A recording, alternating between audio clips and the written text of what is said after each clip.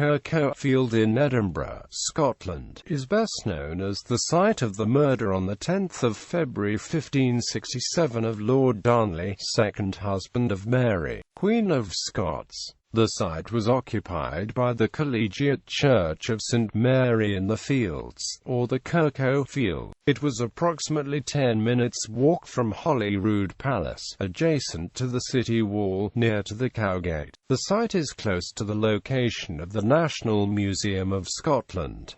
Darnley's murder. On his return to Edinburgh with Queen Mary early in 1567, Darnley took residence in the old Provost's lodging, a two-storey house within the church quadrangle. The house was owned by Robert Balfour, whose brother Sir James Balfour was a prominent counsellor of Queen Mary. Adjacent was the lodging of James Hamilton, Duke of Chatelherault. At first Darnley's household thought he would be accommodated in the Hamilton lodging. Early in the morning of the 10th of February, the house was destroyed by a gunpowder explosion while Queen Mary was at Holyrood attending the wedding celebration of Bastian Pages. The partially clothed bodies of Darnley and his servant were found in a nearby orchard, apparently either smothered or strangled but unharmed by the explosion. Another servant was killed in the house by the explosion, which it was said had such a force and vehemency, that of the Hale lodging, Wallace and Uthia, there is nothing left unruinated and dung in dross to the very ground stain. 3 witnesses made sworn statements on the following day. Barbara Mateen said she was looking out of the window of her house in Friars Wyne, and heard 13 men go through the Friar Gate into Cowgate and up Friars Wyne. Then she heard the explosion, the crack ray, and 11 more men went by.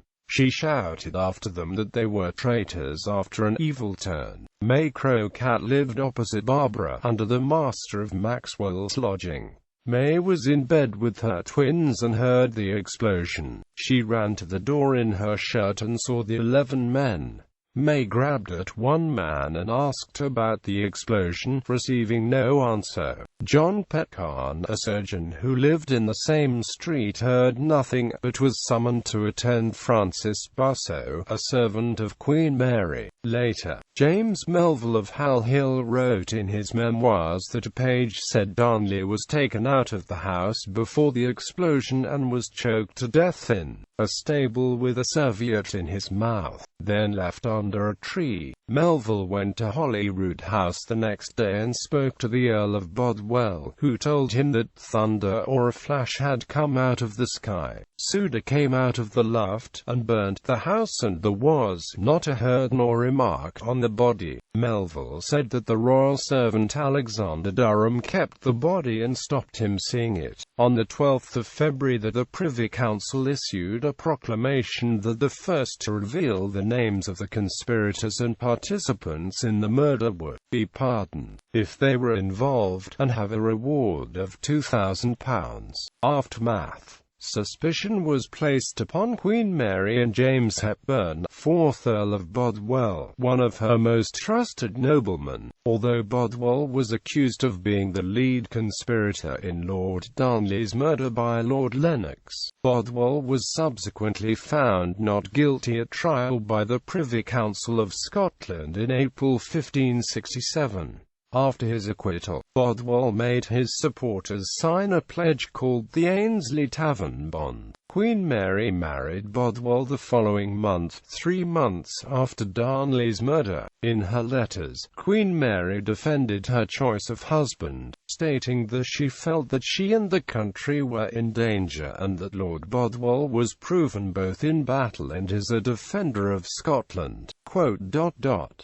The true occasions which has moved us to take the Duke of Orkney to husband. Bothwell's enemies, called the Confederate Lords, gained control of Edinburgh and captured the Queen at the Battle of Carberry Hill. The Confederate Lords claimed that the disapproval of the marriage to Bothwell was the cause of the rebellion. Bothwell escaped, but 4 of his men who were already in prison were put to torture on the 26th of June 1567, being being put in the urnus and tormentus, for furthering the trial of the verity. The Privy Council, led by the Earl of Morton, noted this application of torture was a special case, and the method was not to be used in other cases.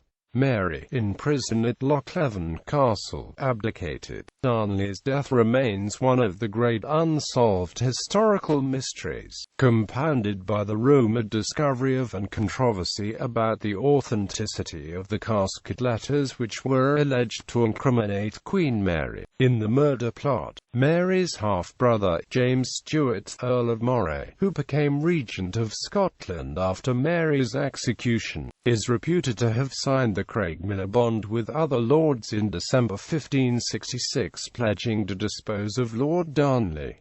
Trials and convictions. Records of the subsequent trials with statements from the accused and witnesses are an important source of information on the events of February 1567. Most were published in Pitcairn's Ancient Criminal Trials in Scotland and Malcolm Lane's History of Scotland. The accused were interrogated after Mary's abdication.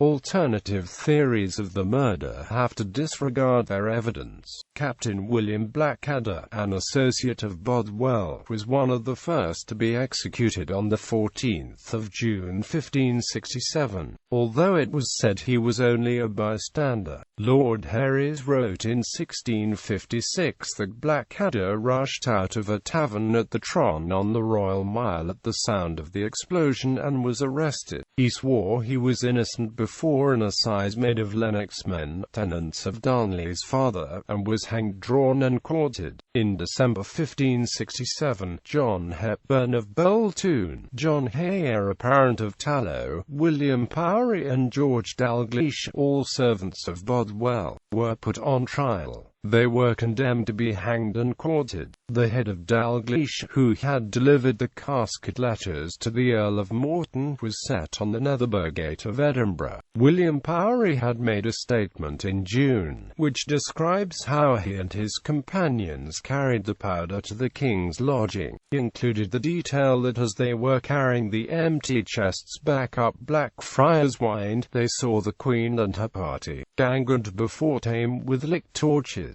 Thomas Nelson, a servant in Darnley's bedchamber, noted that it was first thought they would go to stay at Craigmillar Castle, then the Duke's lodging at Kirk.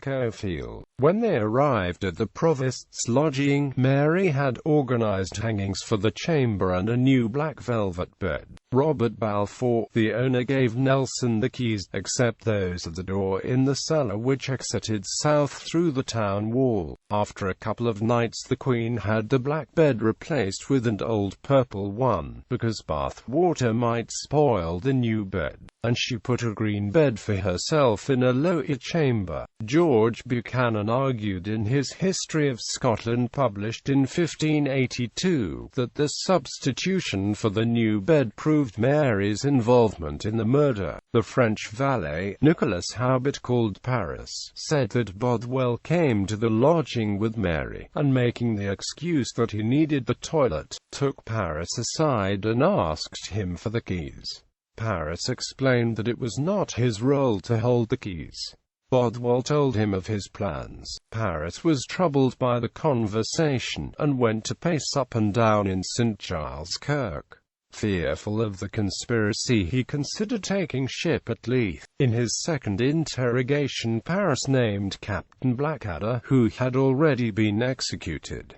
Paris was executed on the 16th of August 1567. Some conspiracy theories. One long-standing theory is the suggestion that the Earls of Morton and Moray were behind the murder, directing Bothwell's actions to forward Murray's ambitions. These earls made a denial of their involvement in the lifetime. The later and partisan memoirs written by John Maxwell, Lord Herries, in 1656, follow and develop this line of reasoning. Herries, after considering the arguments of previous writers, believed that Mary herself was innocent of involvement, and the two earls arranged her marriage to Bothwell. After the explosion, Sir William Drury reported to the the English Secretary of State William Cecil, 1st Baron Burghley, that James Balfour had purchased gunpowder worth £60 Scots shortly beforehand. Balfour could have stored the powder at the property next door, also owned by the Balfours, and then mined the prince's lodgings by moving the powder from one cellar to the next. However, this James Balfour was the captain of Edinburgh Castle and was likely to buy powder for use at the castle. The home of James Hamilton, Duke of Châtellerault, lay in the same quadrangle, and Hamilton was an old enemy of Darnley's family, as they had competing claims in the line of succession to the Scottish throne. Hamilton was also related to the Douglas family, who were no friends of Darnley either. There is no shortage of suspects, and the full facts of the murder have never been deduced. Sketches sent to England. A contemporary drawing of the murder scene at Kirk includes at the top left the infant James VI sitting up in his cot praying, "Judge and avenge my cause, O Lord." In the centre lie the rubble remains of the house. To the right, Darnley and his servant lie dead in the orchard below. The townspeople of Edinburgh gather round and 4 soldiers remove a body for burial. The artist was employed by Sir William Drury, Marshal of Berwick, who sent the sketch to England. The murder scene sketch has been dated the 9th of February 1567. The sketch includes several cryptic elements. At first it appears to be an eyewitness account of the murder scene. However, the infant James was not present, nor could he speak the words attributed to him at the time. Thus the image changes by its inclusion from an eyewitness account to a propaganda poster as an allegory. This same motto and a similar image of father and son was used on the banner of the rebel Confederate lords, first displayed at Edinburgh Castle, then at the Battle of Carberry Hill. This banner was described by the French ambassador, and a sketch of the banner was also sent to England. It shows the town wall in the open door to the lodging in the background. A mystery in the Kirk plan may be the image of the mounted riders in the far right picture. Some riders at night were mentioned a week later as being a band of men led by Andrew Kerr who were present the night of the murder. It is unclear how the artist drawing the scene the following day knew to include the image of these night riders, if such they are, not known to be present until a week later. A placard was created and distributed throughout Edinburgh which portrayed Mary as a seductive mermaid. The author of the mermaid placard was never identified, and again a copy was sent to England.